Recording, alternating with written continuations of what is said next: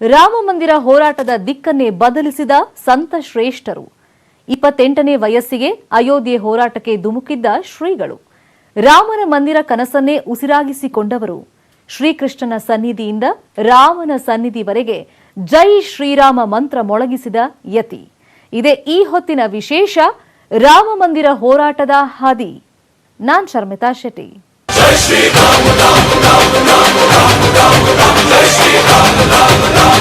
ರಾಮ ಮಂದಿರದ ನಿರ್ಮಾಣದ ಕನಸು ಇಂದು ನೆನ್ನೆಯದಲ್ಲ. ಶತಮಾನಗಳಿಂದಲೂ ಶ್ರೀರಾಮನ ದೇಗುಲಕ್ಕಾಗಿ ಭಕ್ತರು ಆಸೆಗಣ್ಣಿನಿಂದ ಕಾಯ್ತಾ ಇದ್ದಾರೆ. ಹಿಂದೂ ಸಾಧು ಸಂತರು ಶ್ರೀಗಳ ಹೋರಾಟ ಪರಿಶ್ರಮದ ಫಲದಿಂದ ಕೊನೆಗೂ ರಾಮಲಲ್ಲ ದಿವ್ಯ ಗರ್ಭಗುಡಿಯಲ್ಲಿ ರಾರಾಜಿಸಲಿದ್ದಾನೆ.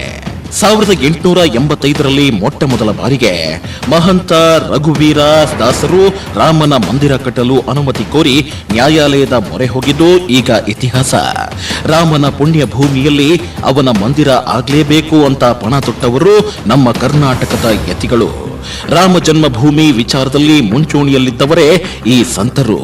ಇವತ್ತು ಅಯೋಧ್ಯೆಯಲ್ಲಿ ರಾಮನ ದೇಗುಲ ತಲೆ ಎತ್ತುತ್ತಿದೆ ಅಂದ್ರೆ ಈ ಕರುನಾಡಿನ ಶ್ರೀಗಳ ಕೊಡುಗೆಯೇ ಅಪಾರ. ಅವರ ಹೋರಾಟದ ಫಲವಾಗಿಯೇ ಇವತ್ತು ಮತ್ತೆ ಅಯೋಧ್ಯೆ ರಾಮಲಲ್ಲನ ಮಡಿಲಿಗೆ ಸೇರಿದೆ. ಅವರ ಸಾರಥ್ಯದಲ್ಲೇ ನಡೆದಿತ್ತು ಮಹಾ ಅಭಿಯಾನ. ನಮ್ಮ ಕನ್ನಡದ ಶ್ರೇಷ್ಠಾತಿ ಶ್ರೇಷ್ಠ ಸ್ವಾಮೀಜಿಗಳೇ ಈ ಹೋರಾಟದ ಮುಂದಾಳತ್ವ ವಹಿಸಿಕೊಂಡಿದ್ರು.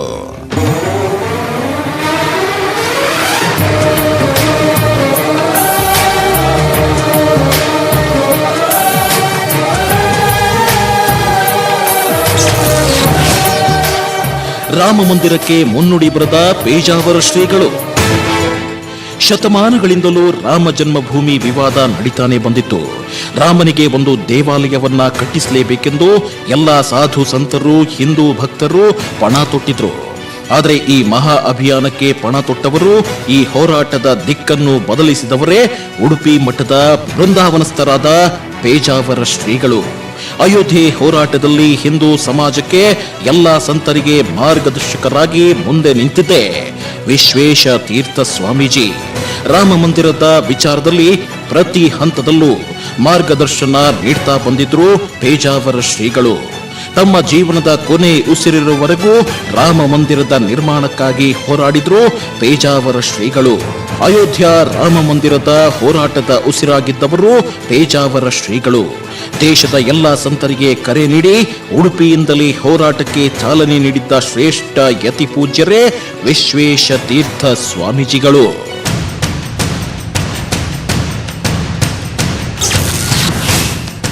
ರಾಮ ಮಂದಿರ ನಿರ್ಮಾಣ ಶ್ರೀಗಳ ಪ್ರಮುಖ ಧ್ಯೇಯ. ಪೇಜಾವರ ಶ್ರೀಗಳು ರಾಮನೊಂದಿಗೆ ಅವಿನಾಭಾವ ಸಂಬಂಧ ಹೊಂದಿದ್ರು. ತಮ್ಮ ಕೊನೆ ಉಸಿರಿರುವವರೆಗೂ ವಿಶ್ವೇಶ್ವ ತೀರ್ಥರು ರಾಮ ಮಂದಿರ ಹೋರಾಟಕ್ಕಾಗಿ ತಮ್ಮ ಜೀವವನ್ನು ಮುಡುಪಾಗಿಟ್ಟಿದ್ರು. ವಿಶ್ವೇಶ ತೀರ್ಥರ ಪ್ರತಿ ಉಸಿರಿನಲ್ಲೂ ರಕ್ತದ ಕಣ ಕಣದಲ್ಲೂ ರಾಮನಾಮ ಜಪವೇ ತುಂಬಿತ್ತು. ರಾಮ ಮಂದಿರ ನಿರ್ಮಾಣವೇ ಅವರ ಜೀವನದ ಸಂಕಲ್ಪವಾಗಿತ್ತು. ಅಯೋಧ್ಯೆ ಹೋರಾಟವನ್ನ ಜೀವಂತಗೊಳಿಸಿದವರೇ ಪೇಜಾವರ ಶ್ರೀಗಳು. ಅಯೋಧ್ಯೆ ಸಂಗ್ರಾಮದ ದಿಕ್ಕನ್ನ ಬದಲಿಸಿದವರೇ ಸಂತ ಶ್ರೇಷ್ಠರು. ಪೇಜಾವರ ಶ್ರೀಗಳಲ್ಲಿ ರಾಮನ ಔದಾರ್ಯತೆ, ಹನುಮನ ದಾಢ್ಯತೆ ಇವೆರಡೂ ಇತ್ತು. ಈ ಎರಡು ಶಕ್ತಿಗಳ ಸಂಗಮವೇ ವಿಶ್ವೇಶ ತೀರ್ಥ ಶ್ರೀಗಳು ಎಂದೇ ಅವರನ್ನ ಬಲ್ಲವರು ಹೇಳ್ತಾರೆ. ರಾಮ ಮಂದಿರ ನಿರ್ಮಾಣಕ್ಕಾಗಿ ಹಗಲಿರುಳು ಶ್ರಮಿಸಿದ ಯತಿ ಶ್ರೇಷ್ಠ ಅಂದ್ರೆ ಅದು ಪೇಜಾವರ ಶ್ರೀಗಳು. ಭಾರತದ ಪ್ರತಿ ಹಿಂದೂಗಳಿಗೆ ಅಯೋಧ್ಯೆಯ ನಂಟನ್ನ ಬೆಳೆಸಿದವರೇ ಶ್ರೀಗಳು.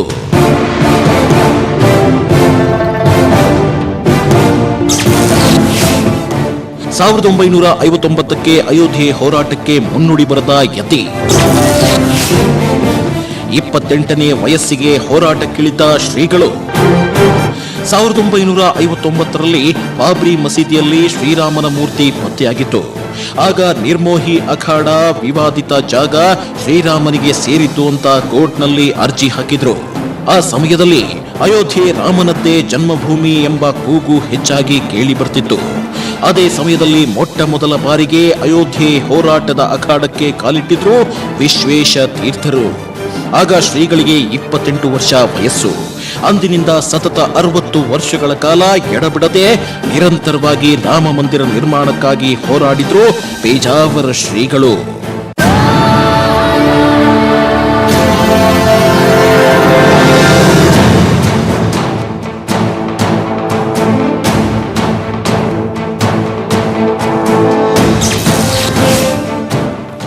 1967ರಲ್ಲಿ ಶ್ರೀಗಳ ನೇತೃತ್ವದಲ್ಲಿ ಧರ್ಮ ಸಂಸತ್ ಸ್ಥಾಪನೆ.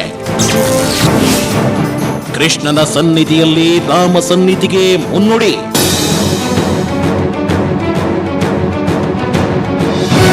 ರಾಮ ಮಂದಿರ ವಿವಾದದ ಪ್ರತಿ ಹಂತದಲ್ಲೂ ಶ್ರೀಗಳು ಸಾರಥ್ಯ ವಹಿಸಿಕೊಂಡಿದ್ರು. ಎಂತಹದ್ದೇ ಸಂಕಷ್ಟದ ಪರಿಸ್ಥಿತಿಯಲ್ಲಿ ಅದನ್ನ ವಿಶ್ವೇಶ ತೀರ್ಥರು ಸಮರ್ಥವಾಗಿ ನಿಭಾಯಿಸುತ್ತಿದ್ರು. ಪ್ರವಾಹದಲ್ಲಿ ಮುನ್ನುಗ್ಗಿ ಹೋಗುವ ಛಾತಿ ಅವರದು. ಹೀಗೆ 1967ರಲ್ಲಿ ಪೇಜಾವರ ಶ್ರೀಗಳ ನೇತೃತ್ವದಲ್ಲಿ ದೇಶದ ಎಲ್ಲಾ ಯತಿಶ್ರೇಷ್ಠರು ಧರ್ಮ ಸಂಸತ್ ಸ್ಥಾಪಿಸಿದ್ರು. ಅವತ್ತೇ ಎಲ್ಲಾ ಸಾಧು ಸಂತರು ಸೇರಿ ಅಯೋಧ್ಯೆಯಲ್ಲಿ ರಾಮ ಮಂದಿರ ನಿರ್ಮಾಣ ಮಾಡೇ ಮಾಡ್ತೀವಿ ಅಂತ ಸಂಕಲ್ಪ ತೊಟ್ರು. ರಾಮನ ಸನ್ನಿಧಿಗೆ ಮುನ್ನುಡಿ ಬರೆದಿದ್ದೇ ಶ್ರೀಕೃಷ್ಣನ ಸನ್ನಿಧಿಯಲ್ಲಿ. ರಾಮ ಮಂದಿರ ಯಾವುದೇ ವಿಚಾರದ ನಿರ್ಣಯ ಆಗಿರಬಹುದು, ಪ್ರತಿಯೊಂದು ಕೂಡ ಉಡುಪಿ ಮಠದಲ್ಲೇ ನಡೀತಿತ್ತು. ಪೇಜಾವರ ಶ್ರೀಗಳೇ ಈ ಪ್ರಮುಖ ನಿರ್ಣಯಗಳನ್ನ ಕೈಗೊಳ್ತಿದ್ರು. ಯತಿಶ್ರೇಷ್ಠರು ನಿರ್ಣಯ ಕೈಗೊಂಡ್ರು ಅಂದ್ರೆ ಅದು ಅಂತಿಮ ಮುದ್ರೆ ಇದ್ದಂತೆ. ಎಲ್ಲ ಸಾಧು ಸಂತರು ಕೂಡ ಶ್ರೀಗಳು ಏನೇ ನಿರ್ಧಾರ ಕೈಗೊಂಡ್ರು ಅದಕ್ಕೆ ಇಲ್ಲ ಅಂತಿರಲಿಲ್ಲ.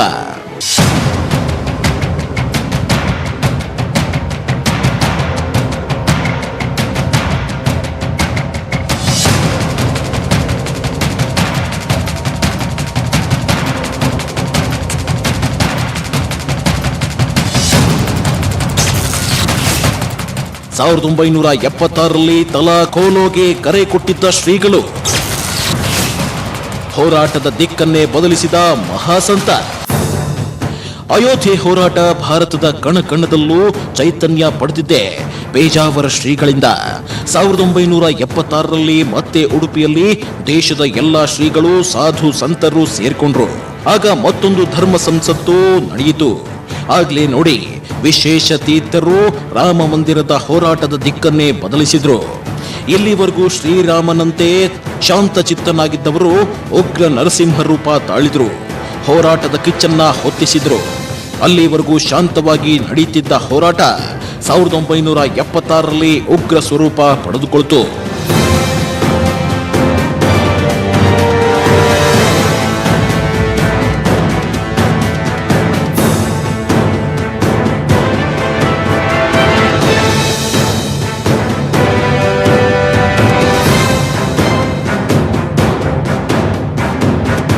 ಹೌದು, 1976ರಲ್ಲಿ ಉಡುಪಿ ನಗರದಲ್ಲಿ ಬೃಹತ್ ಪ್ರಾಂತೀಯ ಸಮ್ಮೇಳನ ನಡೆಸಿದ್ರು ಶ್ರೀಗಳು.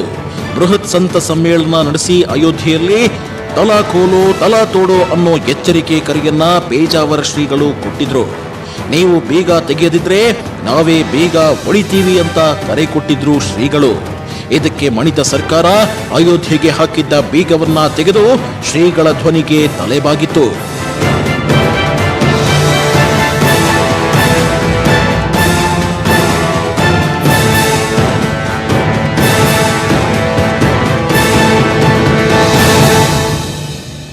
ಉಡುಪಿಯಲ್ಲಿ ನಡೆದಿರತಕ್ಕಂತಹ ಸಮಾವೇಶದಲ್ಲಿ ಏನಕೇನ ಪ್ರಕಾರೇಣ ಆ ಮಂದಿರದ ಬೀಗ ಮುದ್ರೆಯನ್ನು ತೆರೆಯಲೇಬೇಕು, ಭಕ್ತರಿಗೆ ಅಲ್ಲಿ ರಾಮದೇವರ ದರ್ಶನಕ್ಕೆ ಅವಕಾಶ ಮಾಡಿಕೊಡಬೇಕು ಅನ್ನತಕ್ಕಂತಹ ನಿರ್ಣಯವನ್ನು ತಗೊಂಡದ್ದು ಉಡುಪಿಯಲ್ಲಿ. ಒಂದು ಬೀಗ ತೆರೆದು ಎಲ್ಲರಿಗೂ ಮುಕ್ತ ಅವಕಾಶ ಕೊಡಬೇಕು, ಇಲ್ಲ ಅಂತಂದರೆ ಹಿಂದೂಗಳೆಲ್ಲ ಸೇರಿ ಆ ಬೀಗವನ್ನು ಮುರಿಯೋದು ಅನ್ನುವಂತಹ ತೀರ್ಮಾನಕ್ಕೆ ನಿರ್ಣಯಕ್ಕೆ ಬಂದಾಗ ಅಂದಿನ ಸರ್ಕಾರ ಆ ಬೀಗ ಮುದ್ರೆಯನ್ನು ತೆರೆದು ಎಲ್ಲ ಭಕ್ತರಿಗೆ ಭಗವಂತನ ದರ್ಶನ ಮಾಡೋದಕ್ಕೆ ಅನುಕೂಲ ಮಾಡಿಕೊಟ್ಟಿತು. ಗುರುಗಳ ಕೊನೆಯ ಪರ್ಯಾಯ. ಉಡುಪಿಯಿಂದ ಅಯೋಧ್ಯೆಗೆ ತೆರಳಿತ್ತು ಸಂತರ ದಂಡು. ಸಾಧು ಸಂತರನ್ನು ತಡೆದ ಪೊಲೀಸರು. ಪಾದಯಾತ್ರೆಯಲ್ಲಿಯೇ ಅಯೋಧ್ಯೆಗೆ ತೆರಳಿದ ಶ್ರೀಗಳು. ಈ ಹೋರಾಟದಲ್ಲಿ ಪೇಜಾವರ ಶ್ರೀಗಳಿಗೆ ಉಡುಪಿಯ ಅಷ್ಟಮಠದ ಎಲ್ಲಾ ಯತಿಗಳು ಸಾಥ್ ಕೊಟ್ಟಿದ್ರು. ಸ್ವತಃ ಪೇಜಾವರ ಶ್ರೀಗಳೊಂದಿಗೆ ಅಯೋಧ್ಯೆಗೆ ಹೊರಟೇ ಬಿಟ್ರು ಎಲ್ಲಾ ಸಂತರು. ಪಾಲಿಮಾರು ವಿದ್ಯಾಮಾನ್ಯ, ಅದಮಾರು ವಿಭುದೇಶ, ಪುತ್ತಿಗೆ ಸುಗುಣೇಂದ್ರ, ಅದಮಾರು ವಿಶ್ವಪ್ರಿಯ ತೀರ್ಥರು ಸೇರಿದಂತೆ ಎಲ್ಲಾ ಅಷ್ಟಮಠದ ಯತಿಗಳು ಪೇಜಾವರ ಶ್ರೀಗಳೊಂದಿಗೆ ಅಯೋಧ್ಯೆಗೆ ತೆರಳಿದ್ರು. ಹೈದರಾಬಾದ್ ಮಾರ್ಗವಾಗಿ ಉತ್ತರ ಪ್ರದೇಶದ ಪ್ರತಾಪಗಢದಲ್ಲಿ ಸಂತರನ್ನ ತಡೆಯಲಾಯಿತು. ನಂತರ ಮತ್ತೆ ಫರೂಕಾಬಾದ್ನಲ್ಲಿಯೂ ಯತಿಯನ್ನ ಪೊಲೀಸರು ತಡೆದ್ರು. ಶಾಲೆಯೊಂದರಲ್ಲಿ ಹೌಸ್ ಅರೆಸ್ಟ್ ಮಾಡಲಾಗಿತ್ತು. ತದನಂತರ ಅಲ್ಲಿಂದ ಎಲ್ಲ ಸಂತರು ಮರಳಿ ಉಡುಪಿಗೆ ಆಗಮಿಸಿದ್ರೆ ಪೇಜಾವರ ಶ್ರೀಗಳು ಮಾತ್ರ ಪಾದಯಾತ್ರೆಯಲ್ಲೇ ಅಯೋಧ್ಯೆಗೆ ತೆರಳಿ ರಾಮದೇವರ ದರ್ಶನ ಮುಗಿಸಿ ಮರಳಿದ್ರು.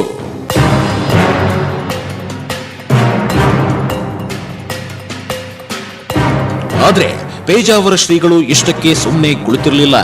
ಸದಾ ರಾಮನಾಮ ಜಪಿಸುವ ಪೇಜಾವರ ವಿಶ್ವೇಶ್ವರ ತೀರ್ಥರು ಅಯೋಧ್ಯೆಯಿಂದ ಮರಳಿದ್ದೇ ರಾಮ ಮಂದಿರ ನಿರ್ಮಾಣ ಮಾಡಿಯೇ ಸಿದ್ಧ ಅಂತ ಪಣ ತೊಟ್ರು. ಶ್ರೀಗಳು ಕೃಷ್ಣನಗರಿ ಉಡುಪಿಯಲ್ಲೇ ಆ ಕಿಚ್ಚನ್ನ ಹೊತ್ತಿಸಿದ್ರು.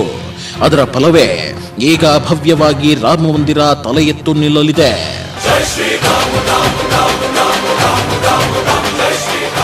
ಕಳೆದ ಪರ್ಯಾಯದಲ್ಲಿ ಮತ್ತೆ ಧರ್ಮ ಸಂಸತ್ತಿನಲ್ಲಿ ಮಂದಿರದ ಸ್ಥಳ ಶ್ರೀರಾಮಚಂದ್ರನ ಅವತಾರದ ಆ ಸ್ಥಳ ಏನಿದೆ ಅದು ನಮಗೆ ಸಿಗಬೇಕು, ಅಲ್ಲಿ ಮಂದಿರ ನಿರ್ಮಾಣ ಆಗಲೇಬೇಕು ಅನ್ನತಕ್ಕಂತಹ ಆ ಬಲವಾದ ತೀರ್ಮಾನವನ್ನು ಧರ್ಮ ಸಂಸತ್ತಿನಲ್ಲಿ ಉಡುಪಿಯಲ್ಲಿ ತೆಗೆದುಕೊಂಡದರ ಫಲವಾಗಿ ರಾಮದೇವರು ಕೃಷ್ಣದೇವರು ನಮಗೆ ಅನುಗ್ರಹ ಮಾಡಿದರು.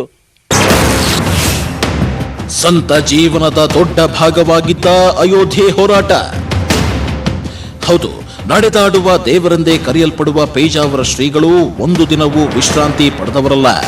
ನಿರಂತರ ಓಡಾಟ ನಡೆಸುತ್ತಲೇ ಬಂದವರು. ರಾಮ ಮಂದಿರ ನಿರ್ಮಾಣ ಶ್ರೀಗಳ ಬಹುದೊಡ್ಡ ಕನಸಾಗಿತ್ತು. ಆ ಕನಸು ನನಸಾಗಿಸಲು ಹೋರಾಟವನ್ನೇ ಸಂತ ಜೀವನದ ಒಂದು ಭಾಗವಾಗಿ ಮಾಡಿಕೊಂಡಿದ್ರು. ಸಂತರ ಹೋರಾಟ ಎಂದು ಅವಿರತ. ಅವರು ಬದುಕಿನುದ್ದಕ್ಕೂ ರಾಮನಿಗಾಗಿ ದೇಗುಲ ಕಟ್ಟಲೇಬೇಕೆಂಬ ಮಹದಾಸೆ ಹೊಂದಿದ್ದವರು. ತಮ್ಮ ಜೀವನದ ಕೊನೆ ಉಸಿರಿರೋವರೆಗೂ ಕೃಷ್ಣನ ಪೂಜೆ ಮಾಡುತ್ತಾ ರಾಮನಿಗಾಗಿ ಹೋರಾಟ ಮಾಡಿದ್ರು.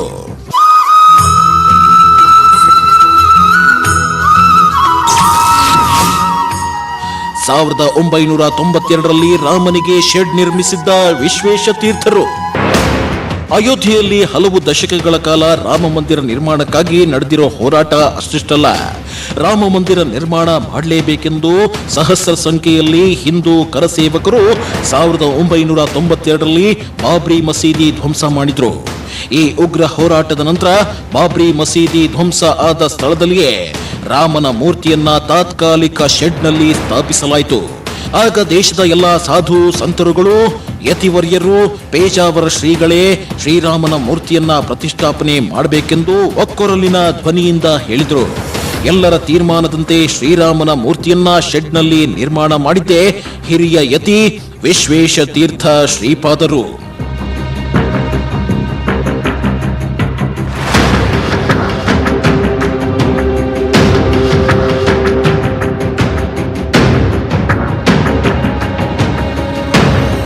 ಇಷ್ಟೇ ಅಲ್ಲ, ಅಯೋಧ್ಯೆ ರಾಮ ಮಂದಿರದ ರಹಸ್ಯ ಶ್ರೀಕೃಷ್ಣ ಸನ್ನಿಧಿ ಉಡುಪಿಯಲ್ಲಿ ಅಡಗಿದೆ. ರಾಮ ಮಂದಿರ ನಿರ್ಮಾಣಕ್ಕಾಗಿ ಶ್ರೀಗಳು ಬಹು ಮಹತ್ವದ ನಿರ್ಣಯಗಳನ್ನ ಕೈಗೊಂಡಿದ್ರು. ಉಡುಪಿಯಿಂದ ಅಯೋಧ್ಯೆಯವರೆಗೂ ಅವರು ಕೈಗೊಂಡ ಹೋರಾಟ ಬಲು ರೋಚಕವಾಗಿತ್ತು. ರಾಮ ಮಂದಿರ ನಿರ್ಮಾಣಕ್ಕೆ ಶ್ರೀಗಳು ಕೈಗೊಂಡ ನಿರ್ಣಯಗಳೇನು? ರಾಮನ ದೇಗುಲ ನಿರ್ಮಾಣದಲ್ಲಿ ಕೇಂದ್ರಕ್ಕೆ ಖಡಕ್ ವಾರ್ನಿಂಗ್ ಕೊಟ್ಟಿದ್ರ ಪೇಜಾವರ ಶ್ರೀಗಳು? ಆ ಬಗ್ಗೆ ಹೇಳ್ತೀವಿ. 2016ರಲ್ಲಿ ಪೇಜಾವರ ಶ್ರೀಗಳು ದೊಡ್ಡ ಮಟ್ಟದ ಧರ್ಮ ಸಂಸತ್ ಸಭೆ ನಡೆಸಿದ್ರು. ಮಂದಿರ ನಿರ್ಮಾಣ ವಿಚಾರದಲ್ಲಿ ಕೇಂದ್ರ ಸೈಲೆಂಟ್ ಆಗಿದ್ದನ್ನ ನೋಡಿ ಸರ್ಕಾರಕ್ಕೆ ವಾರ್ನಿಂಗ್ ಕೊಟ್ಟಿದ್ರು. ಇನ್ನು ಸುಪ್ರೀಂ ಕೋರ್ಟ್ ಐತಿಹಾಸಿಕ ತೀರ್ಪು ನೀಡಿದಾಗ ಶ್ರೀಗಳು ಭಾವೋದ್ವೇಗಕ್ಕೆ ಒಳಗಾಗಿದ್ರು. ಅವತ್ತು ಶ್ರೀಗಳ ಆನಂದಕ್ಕೆ ಪಾರವೇ ಇರಲಿಲ್ಲ. ಆ ಬಗ್ಗೆ ಹೇಳ್ತೀವಿ ನೋಡಿ. 2016ಕ್ಕೆ ಧರ್ಮ ಸಂಸತ್ ನಡೆಸಿದ ಪೇಜಾವರ ಶ್ರೀ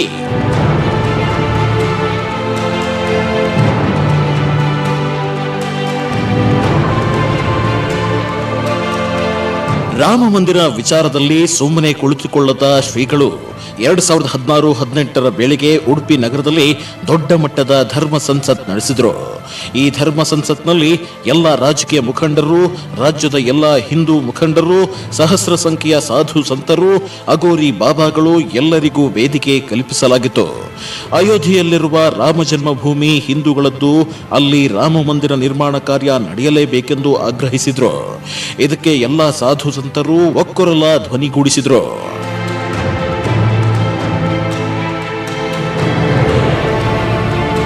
ಉಡುಪಿಯ ಧರ್ಮ ಸಂಸತ್ ಎಂಬ ಒಂದು ಸಭೆಯಲ್ಲಿ ಅನೇಕರು ಸಂತರು ಎಲ್ಲರೂ ವಿಶ್ವ ಹಿಂದೂ ಪರಿಷತ್ತಿನವರು ಪ್ರತಿಯೊಬ್ಬರೂ ಸಹಿತ ಇಲ್ಲಿ ಸಭೆಯನ್ನು ನಡೆಸಿದಾಗ ಪೇಜಾವರ ಶ್ರೀಗಳವರು ಈ ಮಾತನ್ನು ಹೇಳಿದರು. ನಮ್ಮ ಮುಖ್ಯ ಉದ್ದೇಶ ರಾಮ ಮಂದಿರ ನಿರ್ಮಾಣ ಆಗಬೇಕಾದದ್ದು, ನಮ್ಮ ಹಿಂದೂಗಳ ಸ್ವಾಭಿಮಾನ. ಕೇಂದ್ರ ಸರ್ಕಾರಕ್ಕೆ ಚಾಟಿ ಏಟು ಬೀಸಿದ್ದ ಶ್ರೀಗಳು.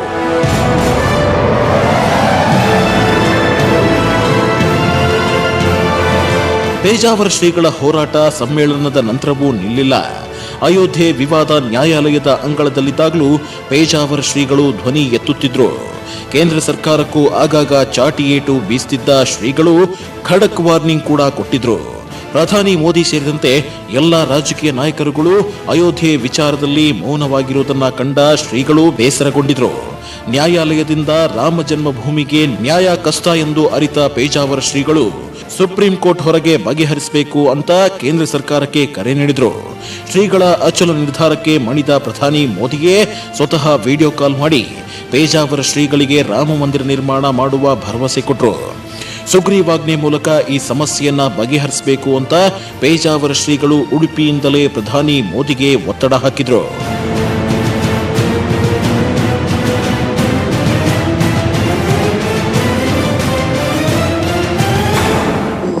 ಎರಡು ಕಡೆ ಅವರಿಂದ ಮಾತುಕತೆ ಮಾಡಿ ಸಂಧಾನದಿಂದ ಬಗೆಹರಿಸೋದು ಮೊದಲನೇದು. ಅದು ಆಗಿಲ್ಲ, ಒಂದು ಲೆಜಿಸ್ಲೇಚರು ಸಂಯುಕ್ತ ಸಭೆ ಕರೆಯುವುದು ಅಥವಾ ಸುಗ್ರೀವಾಜ್ಞೆ, 3 ಮಾರ್ಗ. ಒಂದು ಮಾತುಕತೆಯಿಂದ ಕೋರ್ಟಿನಿಂದ ಹೊರಗೆ ತೀರ್ಮಾನ, ಅಥವಾ ಸುಗ್ರೀವಾಜ್ಞೆ, ಅಥವಾ ಸಂಯುಕ್ತ ಸಭೆ ಕರೆದು ಅದರಿಂದ ಲೆಜಿಸ್ಲೇಷನ್ ಮೂಲಕ 3 ಮಾರ್ಗ ಇದೆ. 3 ಪ್ರಜಾಪ್ರಭುತ್ವಕ್ಕೆ ವಿರುದ್ಧ ಮಾಡಬಹುದು. ಇದನ್ನು ಮಾಡಬೇಕು ಅಂತ ನನ್ನ ಒತ್ತಾಯ. ಸುಪ್ರೀಂ ಕೋರ್ಟ್ ತೀರ್ಪು ಬಂದಾಗ ಶ್ರೀಗಳ ಕಣ್ಣಲ್ಲಿತ್ತು ಸಾರ್ಥಕ ಭಾವ. ಅಯೋಧ್ಯೆ ಹೋರಾಟದಲ್ಲಿ ಗೆದ್ದು ಬೀಗಿದ ಯತಿಶ್ರೇಷ್ಠ. ಇದೆಲ್ಲ ಒಂದ್ ಕಡೆಯಾದ್ರೆ, ರಾಮ ಮಂದಿರಕ್ಕಾಗಿ ಅವಿರತವಾಗಿ ದುಡಿದಿದ್ದ ಶ್ರೀಗಳು ವಯೋಸಹಜ ಅನಾರೋಗ್ಯಕ್ಕೆ ತುತ್ತಾದ್ರು. ಹಲವು ದಿನಗಳ ಕಾಲ ವಿಶ್ರಾಂತಿ ಕೂಡ ಪಡೆದಿದ್ರು. ನವೆಂಬರ್ 9, 2019 ಭಾರತದ ಇತಿಹಾಸದ ಪುಟದಲ್ಲಿ ಅಚ್ಚಳಿಯದ ದಿನ. ಶತಮಾನಗಳ ಹೋರಾಟಕ್ಕೆ ಫಲ ಸಿಕ್ಕ ದಿನ. ಅಯೋಧ್ಯೆ ಮತ್ತೆ ರಾಮನ ಮಡಿಲಿಗೆ ಸೇರಿದ ದಿನ. ಇದು ಕೋಟಿ ಕೋಟಿ ರಾಮ ಭಕ್ತರಿಗೆ ಮಹಾ ಸಂತಸದ ದಿನ. ಅಂದಮೇಲೆ ಈ ಹೋರಾಟದ ಸಾರಥ್ಯ ವಹಿಸಿದ್ದ ಪೇಜಾವರ ಶ್ರೀಗಳನ್ನ ಕೇಳಬೇಕಾ? ಅಯೋಧ್ಯೆ ಹೋರಾಟವನ್ನೇ ತಮ್ಮ ಉಸಿರಾಗಿಸಿಕೊಂಡಿದ್ದ ಪೇಜಾವರ ಶ್ರೀಗಳ ಅಂದಿನ ಖುಷಿಗೆ ಪಾರವೇ ಇರಲಿಲ್ಲ. ಯಾವಾಗ ಸುಪ್ರೀಂ ಕೋರ್ಟ್ ಅಂತಿಮ ತೀರ್ಪಿನಲ್ಲಿ ವಿವಾದಿತ ಭೂಮಿ ಶ್ರೀರಾಮನಿಗೆ ಸೇರಿತ್ತು ಅಂತ ತೀರ್ಪು ನೀಡಿತೋ, ಆಗ ಶ್ರೀಗಳ ಕಣ್ಣಿನಲ್ಲಿ ಮಹದಾನಂದವಿತ್ತು. ದಶಕಗಳ ಹೋರಾಟವನ್ನ ಗೆದ್ದ ಖುಷಿ ಇತ್ತು. ಅವರ ಕಣ್ಣಲ್ಲಿ ಆನಂದ ಬಾಷ್ಪ ಹರಿತಿತ್ತು. ಪ್ರಭು ಶ್ರೀರಾಮನಿಗೇನೆ ನ್ಯಾಯ ಕೊಡಿಸಿದ್ದೇನೆಂಬ ಸಾರ್ಥಕ ಮನೋಭಾವ ಅವರಲ್ಲಿತ್ತು. ಅಂದಿನ ದಿನ ಶ್ರೀಗಳ ಜೀವನದ ಸುವರ್ಣ ಘಳಿಗೆ ಅಂದ್ರೂ ತಪ್ಪಾಗಲ್ಲ.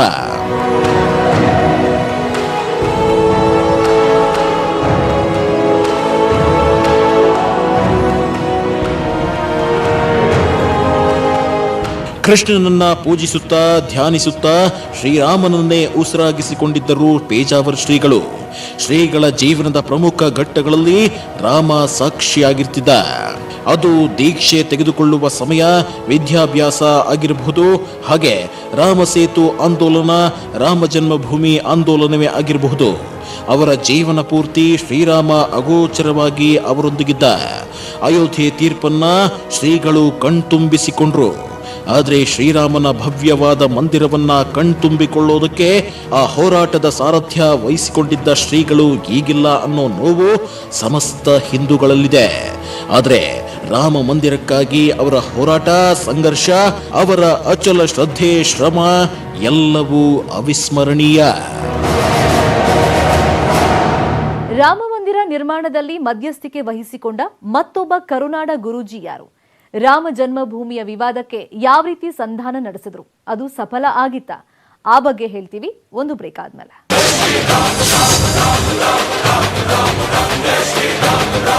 ಮನೆಯಲ್ಲಿ ನೀವೇ ಮಾಸ್ಕ್ ತಯಾರಿಸಿ ಕೊರೋನಾ ವಿರುದ್ಧ ಸಂಧಾನ ನಡೆಸಿದ್ರು. ರಾಮ ಜನ್ಮಭೂಮಿಯ ಹಕ್ಕುದಾರರು ನಾವು ಅಂತ ವಾದ ಮಾಡ್ತಾ ಇದ್ದವರೊಂದಿಗೆ ಮಾತುಕತೆ ನಡೆಸಿದ್ರು. ಅವ್ರು ಯಾರು? ಅವ್ರು ನಡೆಸಿದ ರಾಜಿ ಸೂತ್ರ ಯಶಸ್ವಿ ಆಯ್ತಾ? ಆ ಬಗ್ಗೆ ಮಾಹಿತಿ ಇಲ್ಲಿದೆ. ಅಯೋಧ್ಯೆ ವಿವಾದ ದಿನದಿಂದ ದಿನಕ್ಕೆ ಕಗ್ಗಂಟಾಗ್ತಿದ್ದ ಬೆನ್ನಲ್ಲೇ ಸಂಧಾನದ ಮೂಲಕವೇ ಅಯೋಧ್ಯ ವಿವಾದ ಬಗೆಹರಿಸಿಕೊಳ್ಳಿ ಅಂತ ಸುಪ್ರೀಂ ಕೋರ್ಟ್ ಆದೇಶಿಸಿತ್ತು. ಈ ವೇಳೆ ಕನ್ನಡದವರೇ ಆದ ಶ್ರೀ ಶ್ರೀ ರವಿಶಂಕರ್ ಗುರೂಜಿ ಅಖಾಡಕ್ಕೆ ಇಳಿದ್ರು. ರಾಮ ಮಂದಿರ ವಿವಾದಕ್ಕೆ ಸಂಬಂಧಿಸಿದಂತೆ ಸಂಧಾನ ನಡೆಸೋಕೆ ಲಕ್ನೋಗೆ ಭೇಟಿ ಕೊಟ್ಟಿದ್ರು. ರಾಮ ಜನ್ಮಭೂಮಿ ನಮ್ಮದೆಂದು ಹಕ್ಕು ಸ್ಥಾಪಿಸುತ್ತಿದ್ದ ನಿರ್ಮೋಹಿ ಅಖಾಡ ಸುನ್ನಿ ವರ್ಕ್ ಬೋರ್ಡ್ ನಡುವೆ ಶಾಂತಿ ಮಾತುಕತೆ ಮಾಡಿ ಸಂಧಾನ ಯಶಸ್ವಿಗೊಳಿಸಿದ್ರು. ಎಲ್ಲರ ಮನವೊಲಿಸುವಲ್ಲಿ ರವಿಶಂಕರ್ ಗುರೂಜಿ ಸಫಲರಾದರು. ಅಯೋಧ್ಯೆಯ ಹೋರಾಟ, ರಾಮ ಮಂದಿರ ನಿರ್ಮಾಣದ ವಿಚಾರದಲ್ಲಿ ಸಾರಥ್ಯ ವಹಿಸಿಕೊಂಡವರಿಬ್ಬರೂ ನಮ್ಮ ಕರುನಾಡಿನವರೇ ಅನ್ನೋದು ನಮಗೆಲ್ಲ ಹೆಮ್ಮೆಯ ವಿಚಾರ. ಇವರಿಬ್ಬರ ಹೋರಾಟದ ರೂಪುರೇಷೆ ಬೇರೆಯಾಗಿರಬಹುದು, ಆದರೆ ಉದ್ದೇಶ ಒಂದೇ, ಅದುವೇ ರಾಮ ಮಂದಿರ ನಿರ್ಮಾಣ. ಇದರೊಂದಿಗೆ ಯಾವುದೇ ಸಂಘರ್ಷವಿಲ್ಲದೆ ಕೋಮು ಸೌಹಾರ್ದತೆಯನ್ನ ಕಾಪಾಡಿಕೊಂಡು ಹೋಗುವುದು ಇವರ ಧ್ಯೇಯವಾಗಿತ್ತು. ಪೇಜಾವರ ಶ್ರೀಗಳ ದಶಕದ ಹೋರಾಟಕ್ಕೆ, ಅವಿರತ ಶ್ರಮಕ್ಕೆ, ರಾಮನ ಸೇವೆಗೆ ಎಲ್ಲದಕ್ಕೂ ಕೂಡ ಒಳ್ಳೆಯ ಪ್ರತಿಫಲ ಸಿಕ್ಕಿದೆ. ಶ್ರೀಗಳ ಸುದೀರ್ಘ ಹೋರಾಟ ವ್ಯರ್ಥವಾಗಿಲ್ಲ. ರಾಮ ಜನ್ಮಭೂಮಿ ಮತ್ತೆ ಅವನ ಮಡಿಲಿಗೆ ಸೇರೋದ್ರಲ್ಲಿ ಯತಿವರ್ಯರ ಪಾತ್ರ ಬಹುಮುಖ್ಯವಾದದ್ದು. ಆದರೆ ತಮ್ಮ ಕನಸು ನನಸಾಗಿದ್ದನ್ನ ನೋಡೋಕೆ ಅವರೇ ನಮ್ಮೊಂದಿಗಿಲ್ಲ. ಆದರೆ ಅವರ ಹೋರಾಟ ಮಾತ್ರ ಚಿರಸ್ಥಾಯಿಯಾಗಿರುತ್ತೆ. ರಾಮನ ದೇಗುಲ ಕಣ್ತುಂಬಿಕೊಳ್ಳಲು ಶ್ರೀಗಳು ನಮ್ಮೊಂದಿಗಿಲ್ಲ, ಆದರೆ ಅಯೋಧ್ಯೆ ಹೋರಾಟದಲ್ಲಿ ಅವರ ಸೇವೆ ಅಗಣ್ಯ, ಅವಿಸ್ಮರಣೀಯ ಅಂತ ಹೇಳ್ತಾ ಈ ಹೊತ್ತಿನ ವಿಶೇಷ ಕಾರ್ಯಕ್ರಮ ಮುಗಿಸ್ತಾ ಇದ್ದೀವಿ. ನೋಡ್ತಾ ಇರಿ ನ್ಯೂಸ್ 18 ಕನ್ನಡ. ಜಾಲ ನಮ್ಮದು, ಬಲ